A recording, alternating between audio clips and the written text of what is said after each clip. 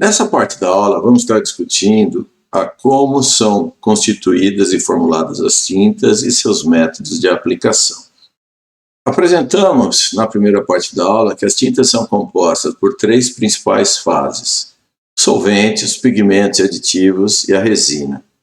Ali eu tinha falado só de pigmentos, mas eu acrescento aqui dentro do pigmentos e aditivos, porque além da questão de cor, nós podemos mudar um pouco as propriedades. Então a gente tem essa classificação: solvente, pigmentos aditivos e resina.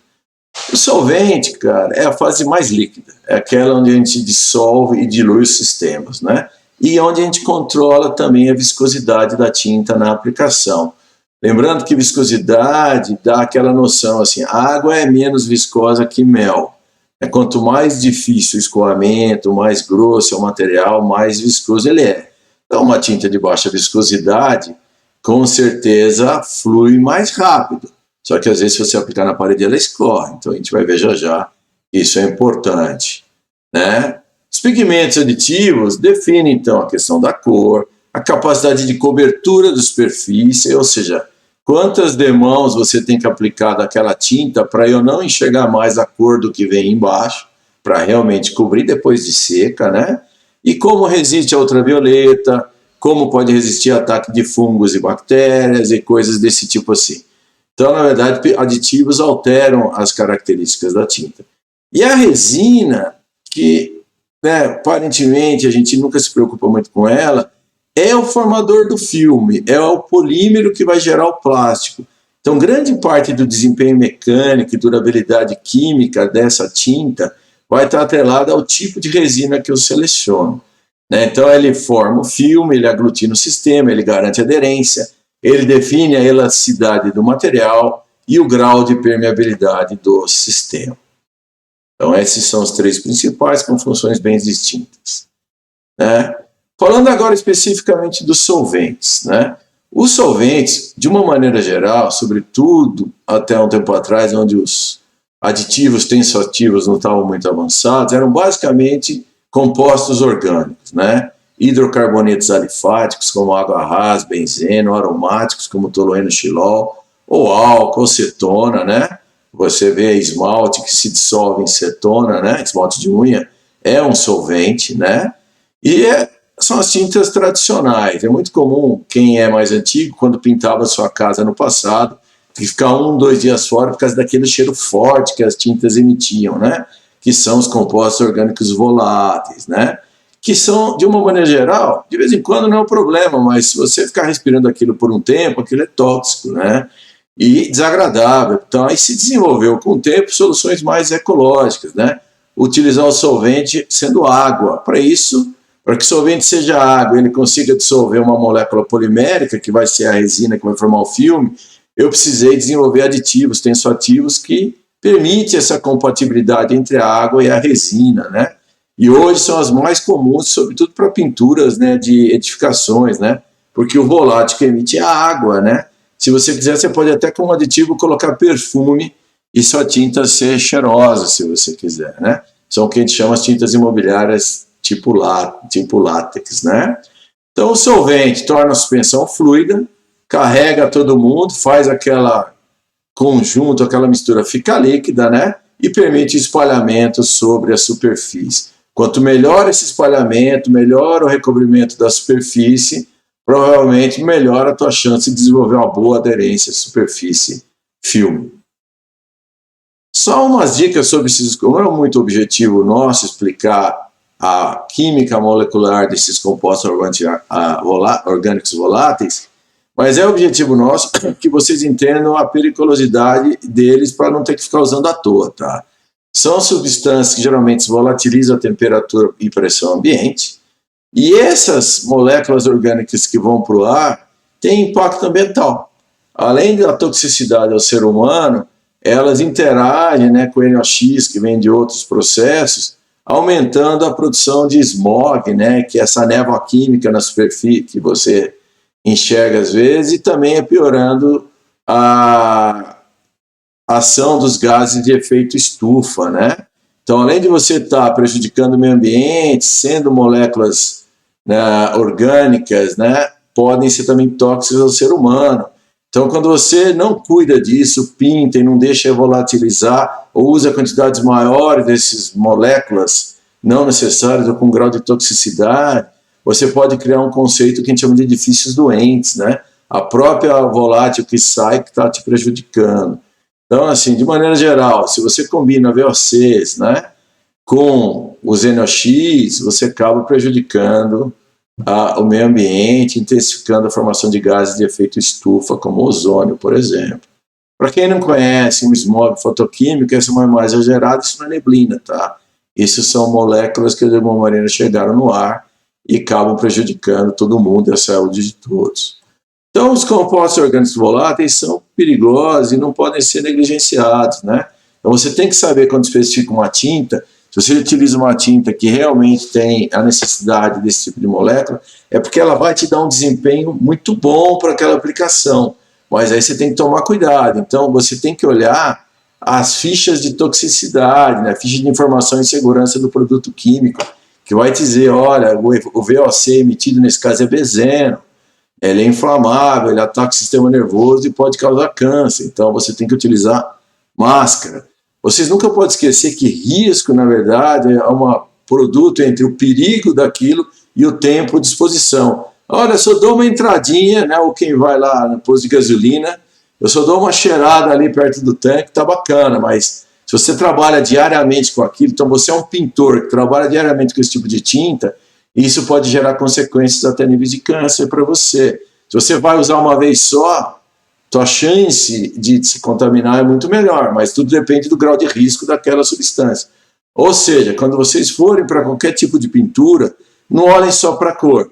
Olhem na lata essas informações, esses logos e a ficha de informação de segurança do produto para saber que tipo de EPIs você precisa utilizar, tá bom?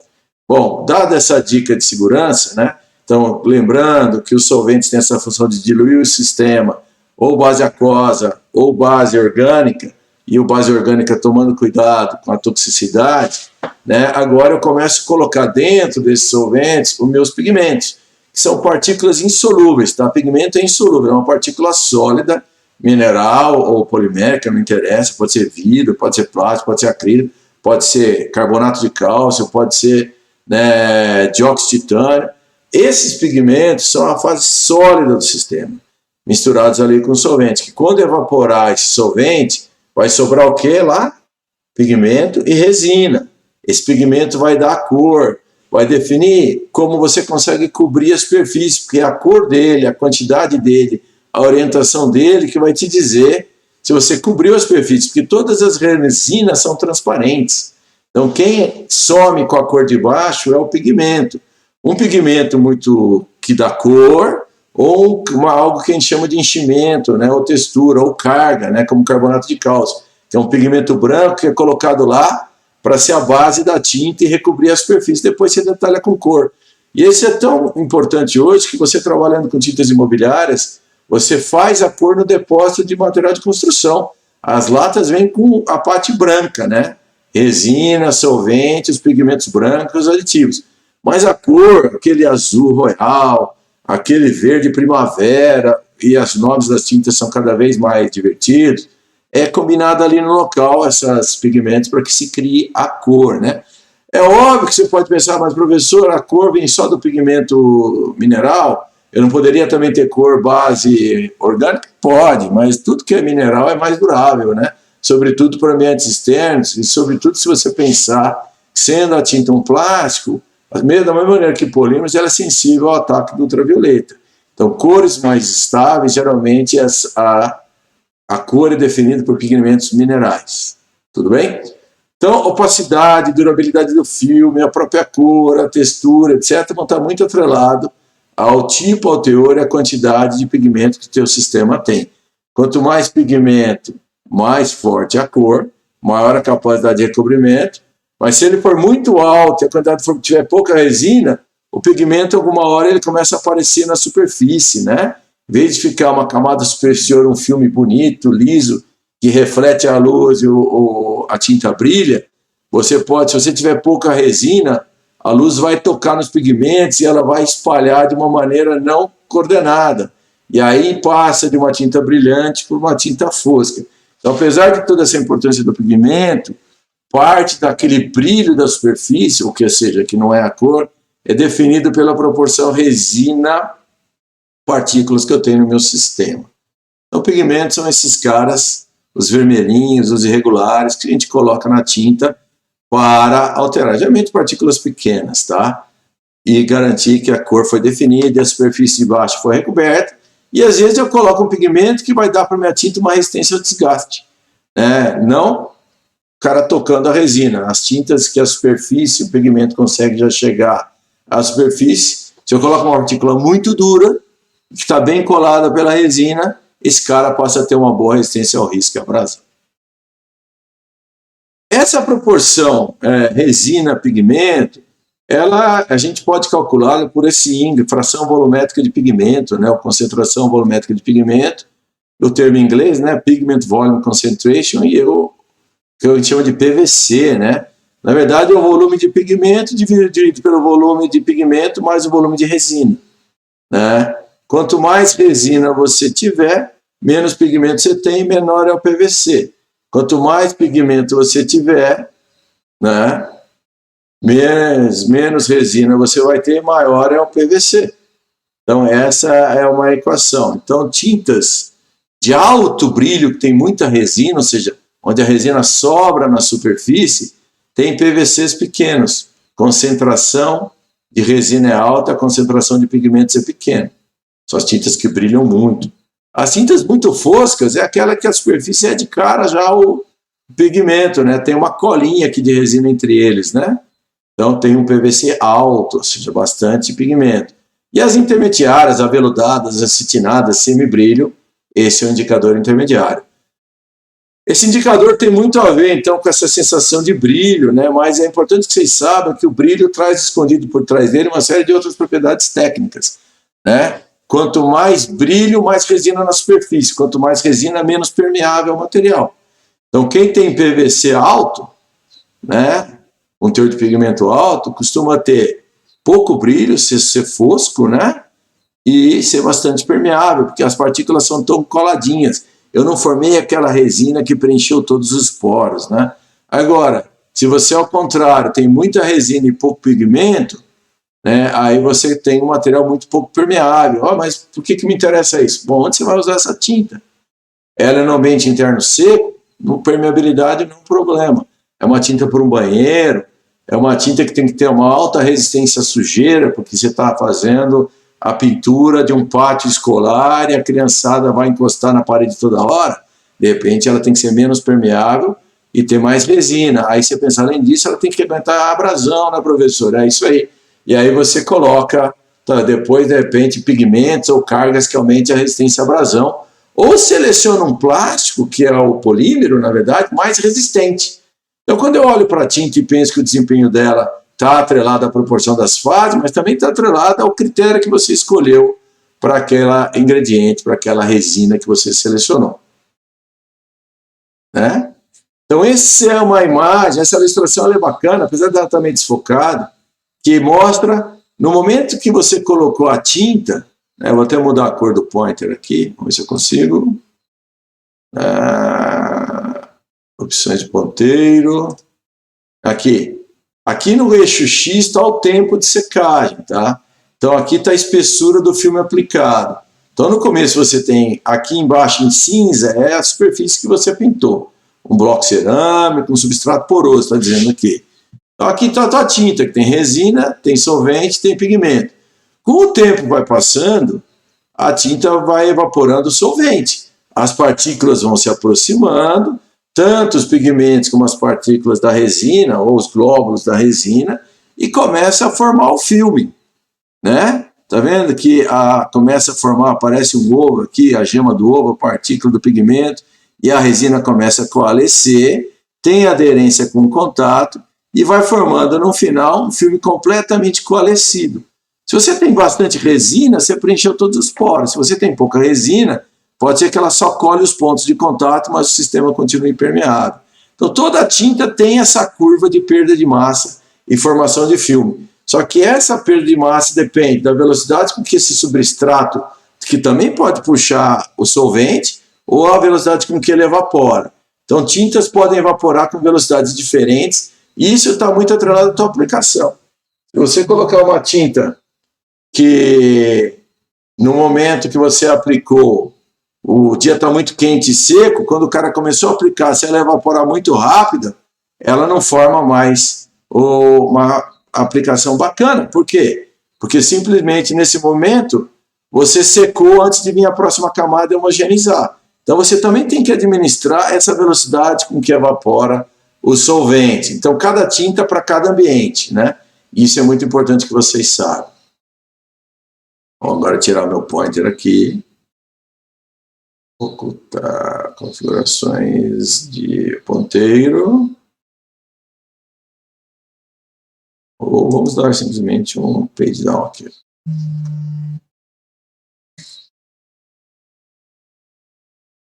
Né?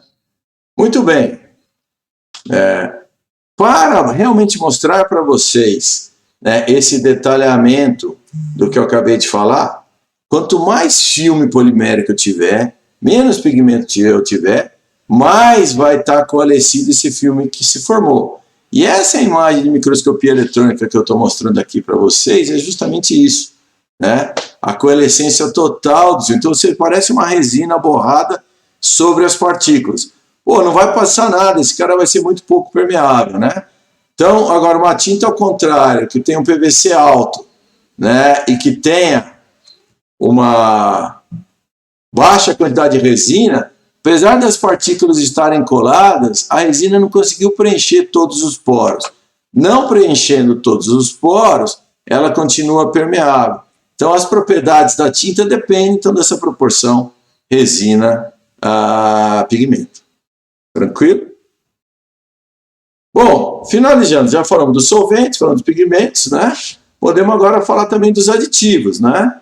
Aditivos são caras colocados em quantidade muito pequenininha, que mudam propriedades, que permitem a água molhar a resina, que permite que o sistema se disperse, que tire bolhas que de repente você, quando misturou a tinta, surgiram, que faça com que seque mais rápido ou mais devagar, que mude as propriedades de durabilidade, aumentando a resistência à biodeterioração, e assim caminha. Cuidado novamente com os biocidas, né? Que biocidas de alguma maneira são produtos tóxicos. Se eles forem lixiviáveis, com o tempo, com a chuva, a tua pintura, o biocida vai embora. Daqui 1, 2 anos, a tua tinta, se ela não for realmente formulada com baixa permeabilidade, né? Aí você pode ter o problema de surgir fungo na sua fachada, como estamos vendo aqui nesse caso. Tá bom? Então, agora indo para o que interessa, quais são as resinas que a gente usa, né?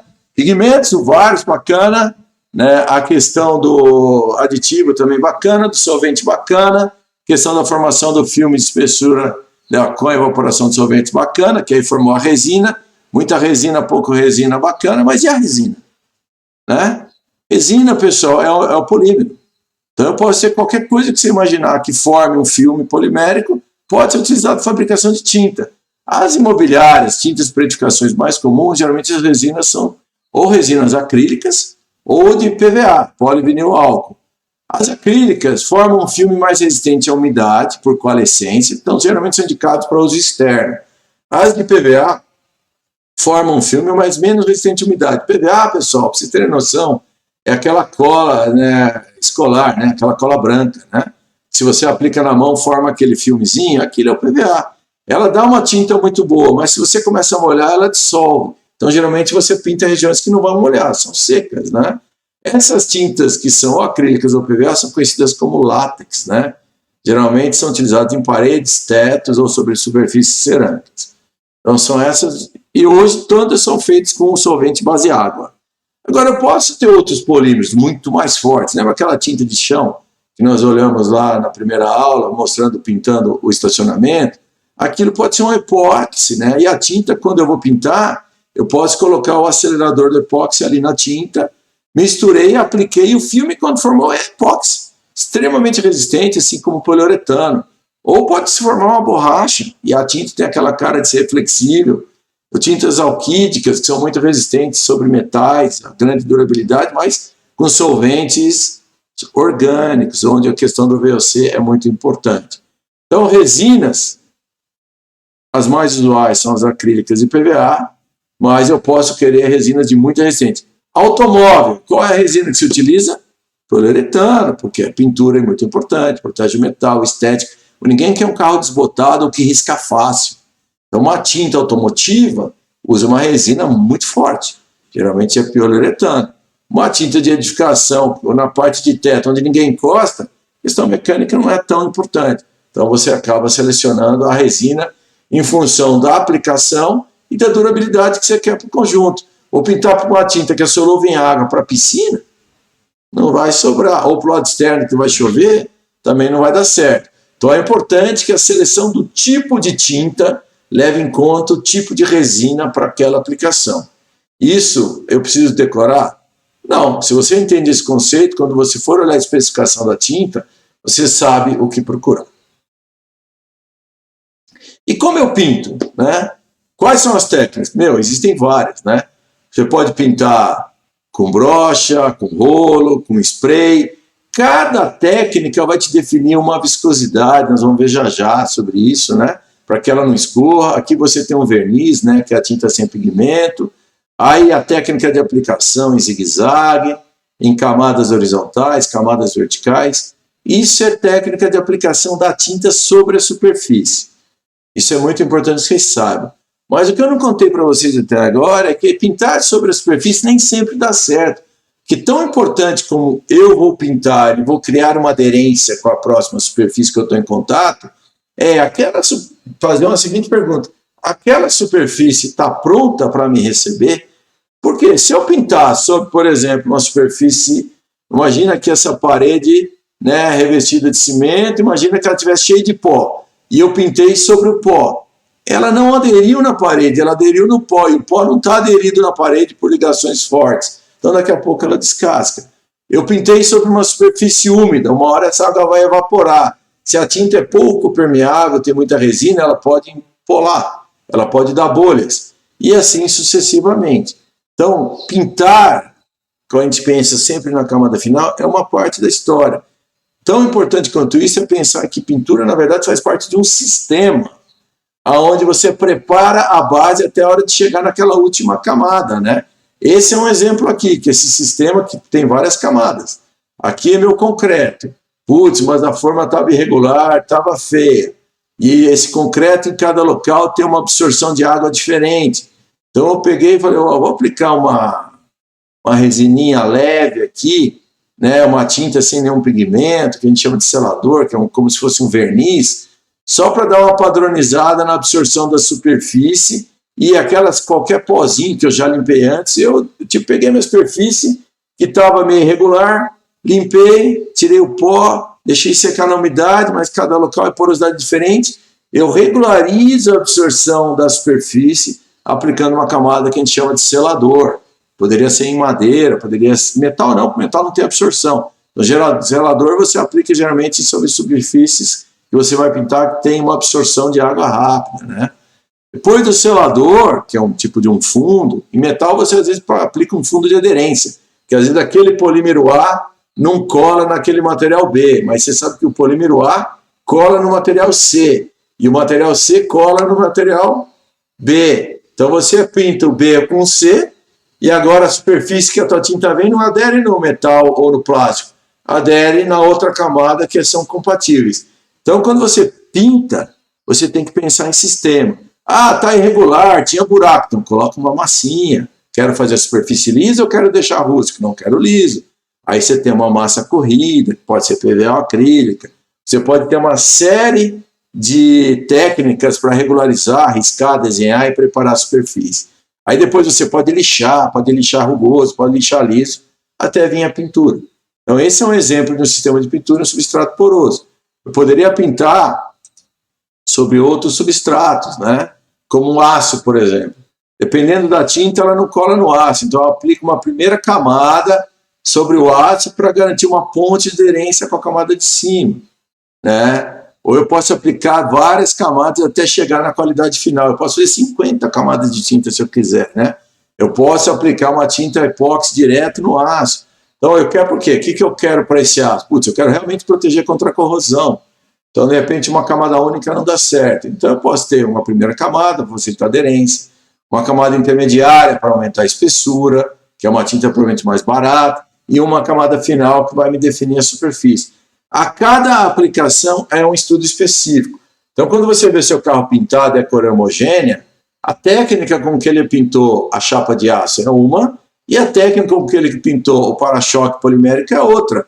A tinta final é a mesma, mas para a mesma tinta às vezes não adere no plástico e adere no aço. Então, primeiro o para-choque ele aplica um primer, depois ele aplica uma camada de aderência intermediária para depois ele vir com a pintura. Então, isso vocês vão ver muito depois em técnicas construtivas, como fazer. Pensando em tintas, para não pôr toda a responsabilidade então, do sucesso de uma tinta na tinta, vocês têm que aprender a lembrar que vocês têm que preparar o sistema para receber essa pintura na superfície. Tá legal? Bom, a próxima aula a gente vai falar das propriedades e controle tecnológico das tintas. Obrigado.